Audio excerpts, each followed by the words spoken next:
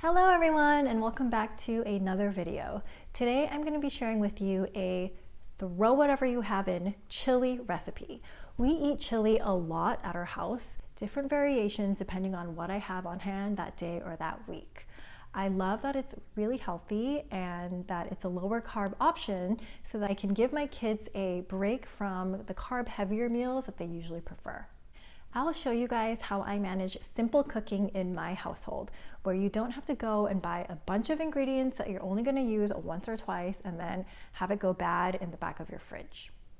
Everything in this recipe, almost everything, is substitutable. Substitutable? Is that a word? Basically, almost everything in this recipe you can replace with something else that you already have in your fridge. Anyway, I'll show you what I mean when we get into the recipe. All right, let's go. So getting started here, I'm going to chop up about 4 cloves of garlic, half of a zucchini that I found in my fridge, along with half of a red pepper that I also needed to use on a cutting board that I now notice is gross. Awesome, perfect for YouTube. I've had this thing for at least 8 years, so it's probably time for a replacement. Now go ahead and heat up your heavy bottom pan. We're going to add some oil and we're just going to saute everything that we chopped up. Now going back to the zucchini and the red pepper that I added, this is by no means a requirement for this recipe. If you guys have other random veggies that you feel like you need to use, just dice it up and throw it in. Carrots would probably be a nice addition if you have some of that. However, if you do have onion, I highly recommend you add that because it's really going to make your chili taste delicious. I didn't have it, so I just added extra garlic. It's not the same, but whatever I have in my fridge that needs to be eaten is what gets cooked. And if you don't have any veggies at all, that's fine too. Just make a basic meat and bean chili. Don't be afraid to experiment and be creative when cooking. That's part of the fun. Following a recipe step by step is so boring. Now let's add the meat. I'm using a pound of grass-fed and finished ground chicken that I bought from our local family-owned farm. Ground beef is usually what a chili recipe will call for, but again, I didn't have it, so I used chicken. You can also use ground pork or ground turkey. Just saute it until it's mostly cooked through. Now the non-negotiable here is the chili powder. After all, we are making chili. I'm very roughly eyeballing 2 tablespoons, but it probably came out to more like a tablespoon and a half, which was more than enough. I'd say probably just stick to that. Now I'm going to add a teaspoon of paprika. It just adds a smokiness element that I really like. Oop, that's a big chunk right there. And then a teaspoon of cumin, and you're just going to give that all a mix. If you want your chili with a little bit of a kick, you can also add like half a teaspoon or so of cayenne pepper. You definitely want to saute the spices before adding any liquids though, so that they get nice and toasted and fragrant. Oh my god, do you guys see the zucchini stuck on the side of the pan that I didn't notice?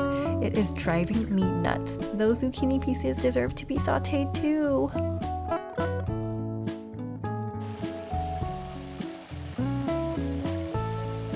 Now I'm going to add in 1 can of cannellini beans.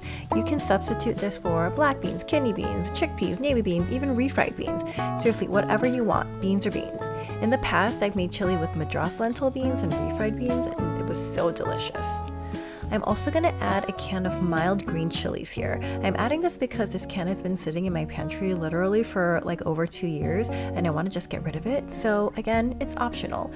Is this driving you crazy how loosey-goosey I am with this recipe? This is just the way I cook. And oh my god, those zucchini pieces on the side of the pot are still there. I still haven't noticed it. Now at this point I was supposed to throw in a can of diced tomatoes, but I forgot. I point this out because the tomatoes have a lot of liquid, which I would have taken into consideration when deciding how much chicken broth to add, but I forgot, so I added way too much chicken broth.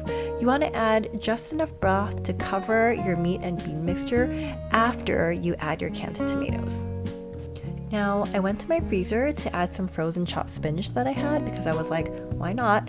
But instead, look what I found! Edamame! I bought these to pack into my son's lunchbox for school, but he is refusing to eat them, so I'm just gonna throw them into the chili. Again, beans are beans, right? Plus, look how vibrant and pretty it makes the chili look. Kudos to me, I'm honestly so proud of this idea. So after stirring in my edamame, I remembered my tomatoes.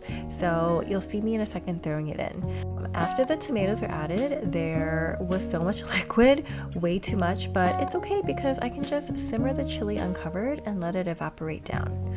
Now I have to share an amazing substitute for diced tomatoes if you don't have it. Drumroll please. Spaghetti sauce! I actually prefer putting jarred red pasta sauce into my chili over diced tomatoes because the oregano and other spices in the sauce makes the chili so much tastier. But I bought these canned tomatoes from Costco in a pack of like a million, so I need to use them. But if you have red pasta sauce at home like Victoria's or Rao's, use that. And here's my chili soup after I let it simmer for about 30 minutes uncovered because that's all the time I had.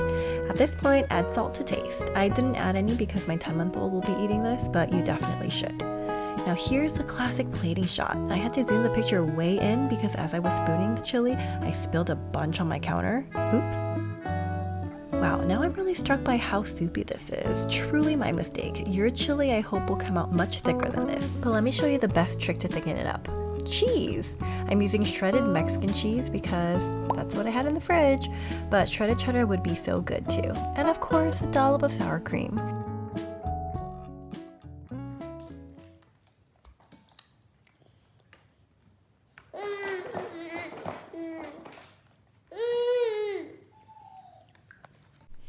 And there you have it, my throw whatever you have in chili recipe. Eat this with a slice of crusty buttered sourdough and it'll be so, so good. The meat and the beans and the veggies provide more than enough protein and fiber to balance out those carbs, so go ahead and enjoy that bread.